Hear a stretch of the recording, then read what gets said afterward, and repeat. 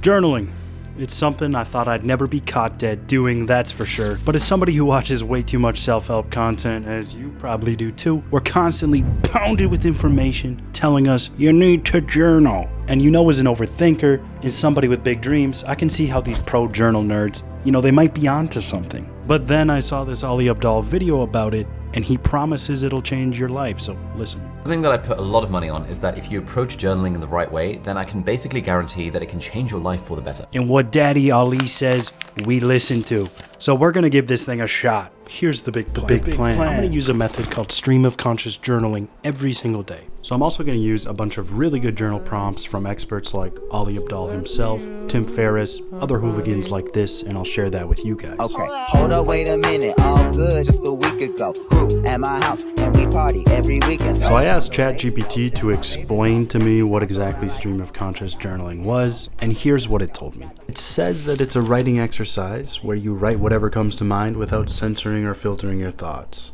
You're supposed to let your thoughts freely flow into the page, capturing them as they arise without concern for grammar, punctuation, or coherence. So essentially, it's telling us to become a professional yapper. So let's remember again why I'm doing this. Well, it's because of the promises of all these journal experts, right? Journal experts claim that this is going to help with clarity, with decision making, processing of your emotions, your life, creativity, stress reduction, problem solving, gratitude, and it also can record, have a history of your life, which I think is pretty cool. And that's why I wanted to try this and also share if I think it's worth it for you guys. So we'll find out at the end. Now, the first day that I did this, I felt so lame and I couldn't write anything. I would just sit there and I'd write a sentence and then I'd have to take like a 5-minute break. I didn't know what to write about.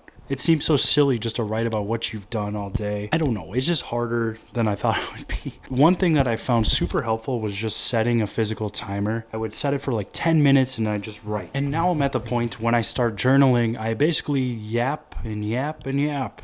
Just don't stop yapping. Most of the time my pen cannot keep up with my thoughts in my head. The stream of conscious journaling is definitely something that will improve for you over time if you try it, because it has improved a lot for me.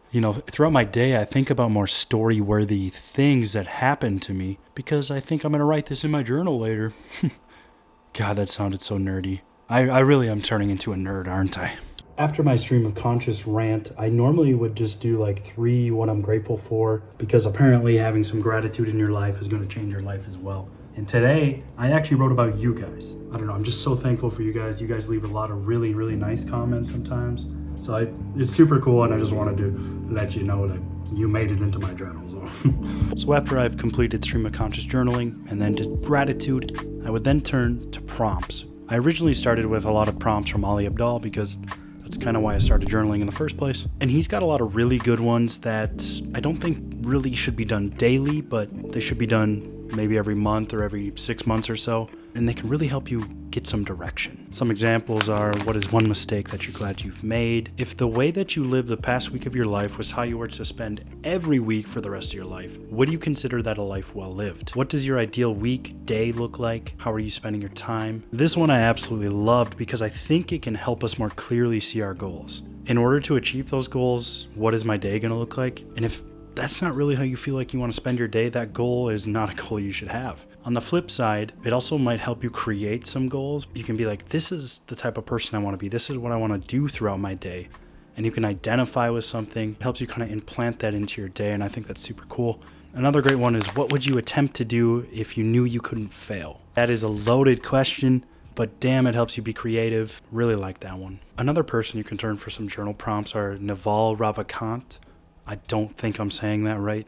He's a dude who knows a lot about money and has very unique philosophies on life. And he's really famous for like this one tweet storm he had, and he does a lot of podcasts and stuff. Super interesting guy.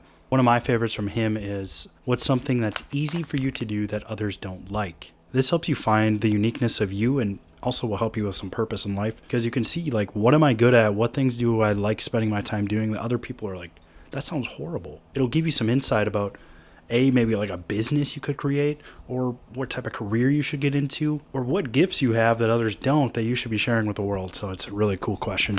What have been the most significant lessons and transformations in your life recently? The next journal expert is Tim Ferriss. If you don't know Tim Ferriss, he has a great podcast. He knows a lot of things about life, really interesting books he's made. The first one I want to bring up is he has this fear setting exercise that's really could be a whole video itself, so I can't really dive into it, but look up Tim Ferriss's fear setting exercises. Oh my gosh, that's one that I think everybody should do. Follows a couple different journals. His first one is Morning Pages. This was a writing style developed by Julia Cameron, which is 3 pages longhand. Basically stream of conscious writing, what I've been doing as well. Julia Cameron, who wrote The Artist's Way. So you're taking the anxiety that you might feel, the distraction, your monkey mind, and trapping it on paper so that you can get on with your day. Then he talks about the 5-minute journal, which I think is the best for beginners. If I were to recommend something to people who have never journaled before, I would recommend the 5-minute journal method. Basically, you start with gratitude, you do some affirmations, and then you ask yourself the question of what would make today great. And then in the evening, you also journal, and you do 3 amazing things, what happened today, like 3 amazing moments. And then the last question is, how could I have made today better? Just a really good one for beginners. The next expert I turn to is Chris Williamson, who is the podcast host of Modern Wisdom, which is a really good podcast, really interesting, unique ideas on there. I wouldn't say he's a journal expert. I did hear in one podcast where he talked about one thing that he uses to journal, and he asked himself the question of, what should you do today that would make you happy tomorrow? When I first heard him say this, I was like, what? I was like, okay. What are you really asking me? I don't get it. But maybe we should rephrase this. Tomorrow, will you look back at what you did today and think that was a good day? Did I do the things I should have? Was I productive and healthy and did what I said I was going to do? Did I set myself up for success today? And I think if you ask yourself this question like daily, it's really going to drive success. Just think about how your days would compound over time to just be completely super successful. So this is a good one to maybe end your journal with. I also found a bunch of random internet journal prompts, and for the sake of time, I'll just put them on the screen here. You can screenshot them or rewatch the video, pause the video, whatever. And another idea for you is to use ChatGPT to actually give you good journal prompts. I used it for focused prompts. Like, for example, I'd say, what are some good journal prompts to help me get creative? And it actually gave me some really good ideas. So use ChatGPT to your advantage. So what did I learn from this so far? Will I keep doing it? You know, what's funny is I see the common stories, the things I'm thinking about every single day. I kept seeing these stories come up, right? But on the other hand, I also noticed how much I'm changing my mind on certain things, certain topics. And that made me think about my life in general. And 5 years ago, the things I believed in, the thoughts I had are completely different from today. So I guess I've kind of learned that we should never put all our eggs in one basket, never be too overly passionate, I guess, in a topic or like a political idea or something like that, because there's a really good chance that your mind is going to change as you experience life and grow. So I thought that was really interesting. The biggest thing that I've noticed from journaling is definitely stress reduction and the processing of emotions. There is something that happens after you write about your emotions, like writing about your day and your thoughts. I don't know why that is. I don't really get it. But it truly does work. It really does work. It's sort of fascinating. I don't know how to explain it, but that is what happened to me. I would also say that I can see how it's made a difference in decision making, because kind of returning to that Chris Williamson prompt of what will make you happy tomorrow that you did today, you start to identify with things that you're kind of like working towards, some of your goals. You're writing a lot about that a lot, and it makes you like think about your day ahead. I think I've been making better decisions and doing a little better with habits just because of journaling.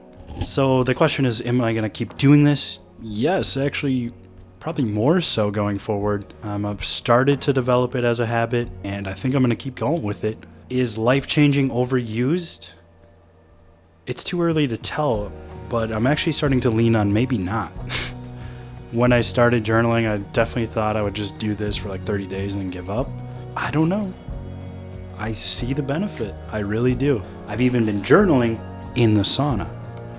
There might be a sauna video or two coming up in the future on here as well, so subscribe for that. Thanks for watching, gang. I love y'all. Peace out.